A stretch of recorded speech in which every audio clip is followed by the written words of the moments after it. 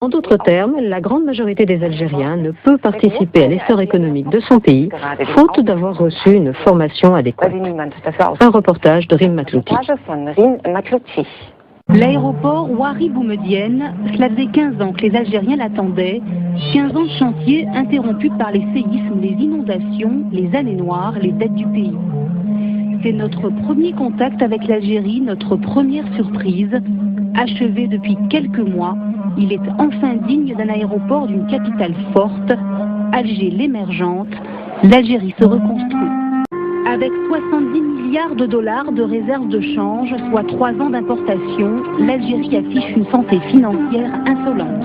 Le gaz et le pétrole sont les seules richesses conséquentes de ce pays où tout est à bâtir. Hôpitaux, écoles, ponts, voies de communication. 1200 km d'autoroutes d'est en ouest du pays.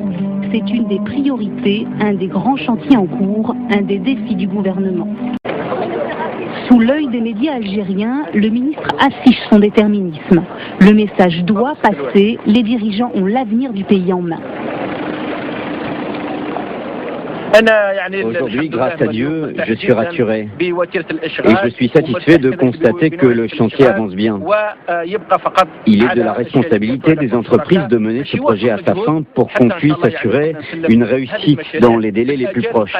D'ailleurs, j'espère voir les finitions, si Dieu le veut, très bientôt. Le problème n'est pas de lancer des travaux, mais de les achever, de respecter les délais et de trouver les compétences nécessaires. C'est là que le bât blesse. Les experts manquent, les entreprises du bâtiment algériennes ne sont pas capables de se hisser au niveau des projets d'envergure. Pour preuve, depuis des années, Alger est un chantier à ciel ouvert, inachevé. Le métro d'Alger, plus personne n'y croit, il avance à son rythme.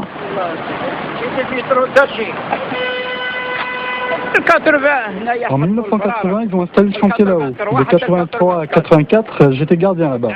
Et aujourd'hui, il en est où, chantier ? Ensuite, le chantier a déménagé dans d'autres quartiers d'Alger. Un chantier de métro, ça bouge. Ça reste pas sur place. Et il sera fini quand ? Bon, il ne reste pas grand-chose à faire. Je crois 2008. Enfin, c'est ce qu'ils ont dit. Ils ont dit 2008, c'est tout. 20 ans pour le métro, 1 an pour ces bâtiments. Un délai possible grâce aux Chinois. 13 chantiers sont pris en charge par les Asiatiques. Les ouvriers, même les cuisiniers, sont venus de Chine. Ils ne s'intègrent pas à la population algérienne. Ils sont là pour travailler jour et nuit, vite et bien. Ces bâtiments seront livrés à temps. C'est tout ce qui compte.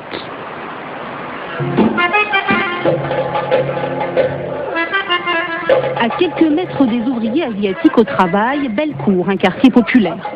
Dans les rues, on trouve de tout. Chacun gagne sa vie comme il peut. L'Ouarab a essayé de travailler avec les Chinois en vain. Aujourd'hui, comme la plupart des Algériens, ils bricolent. Les gens s'en sortent comment ici ? Ils travaillent, normalement. De toute façon, il faut bien se débrouiller. Regarde, il y a une nouvelle vague par exemple là. Les gens maintenant, ils ont des fruits, des légumes dans les camionnettes. C'est un marché ambulant. C'est un marché ambulant, on se déplace. Viens, on va par là. C'est combien les patates mon frère? 70. Bah oui, c'est cher. Pourquoi 70 dinars? 60 dinars un kilo de patates. Alors, si tu veux acheter autre chose, par exemple un bidon d'huile, bon, ça fait un moment que je ne suis pas allé au marché, c'est 300 environ, ou 370. C'est trop.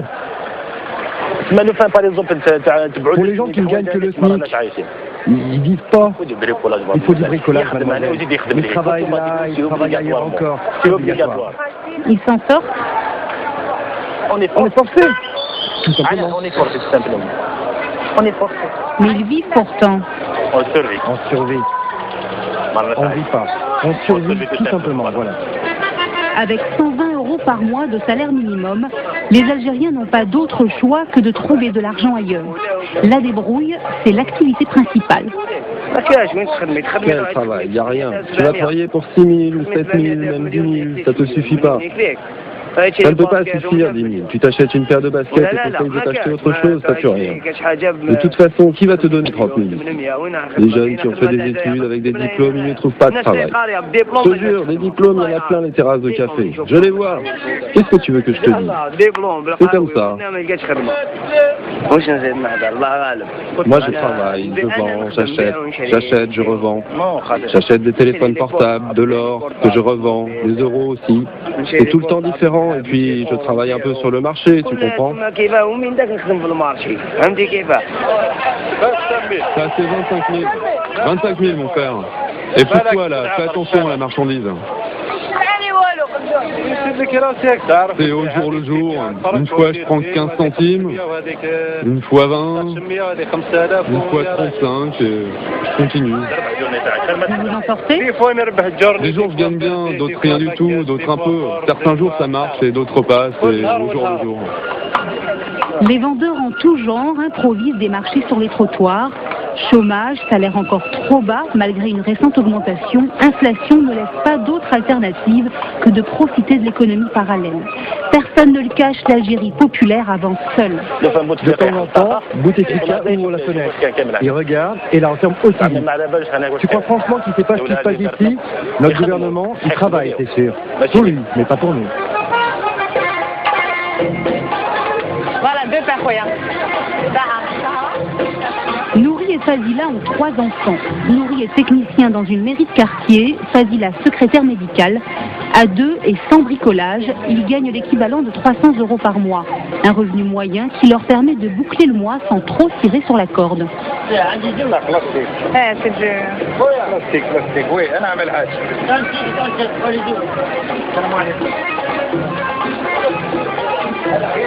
le deuxième. Voilà. Avec les enfants, les économies sont rares, mais tout le monde vit au jour le jour. À 5, ils vivent dans un appartement de 27 mètres carrés. Une cuisine, une chambre à coucher pour tout le monde, un salon et coupure d'eau quotidienne à partir de 17 h jusqu'au lendemain matin. Depuis 3 ans, ils ont fait plusieurs demandes de logement. Ils patientent. En attendant, c'est bientôt la fête religieuse. La tradition veut que les enfants portent des vêtements neufs. Généralement, le budget pour un enfant équivaut à peu près à 3500 dinars. Ça, c'est quand on fait attention, on fait ses calculs, on sait où acheter, tout ça, qui reste quand même un très très bon budget. Voilà.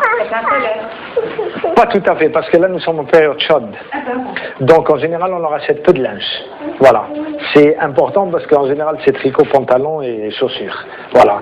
Si c'était en période d'hiver, le budget pourrait facilement doubler.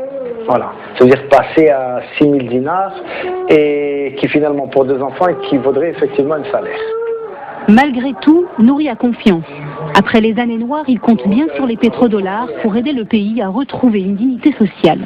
Il y a un effet de mondialisation qui est là et nous ressentons quand même un changement en essayant de mettre un peu ce pays au même niveau que beaucoup d'autres pays avancés.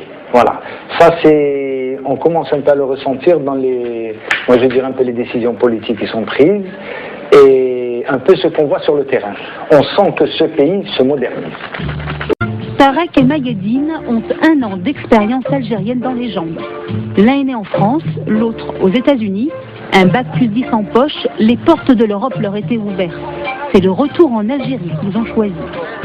Faute de moyens de transport, ils utilisent des taxis clandestins. Le bricolage, même eux, n'y échappent pas.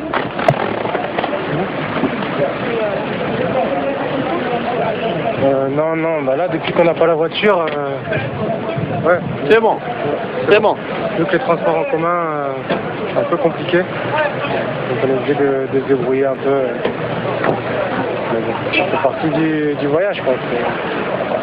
Il y a quand même un problème de chômage ici assez conséquent, mais ça ne veut pas dire qu'on trouve des gens pour travailler tout de suite, dans la minute. Il faut quand même. En plus, il y a quand même assez de grosses tests. Les gens nous recommandent en général de trouver quelqu'un de confiance. Nous, on est prêts pour n'importe qui, mais nos amis ici, nos collègues ici nous recommandent de prendre notre temps, de faire attention. L'État a toutes les cartes en main et les moyens de faire sortir le pays de la crise sociale. Mais les efforts employés sont encore loin de satisfaire le besoin des Algériens. Avec une richesse basée en grande partie sur les hydrocarbures, l'économie algérienne peut tomber aussi vite qu'elle s'est relevée.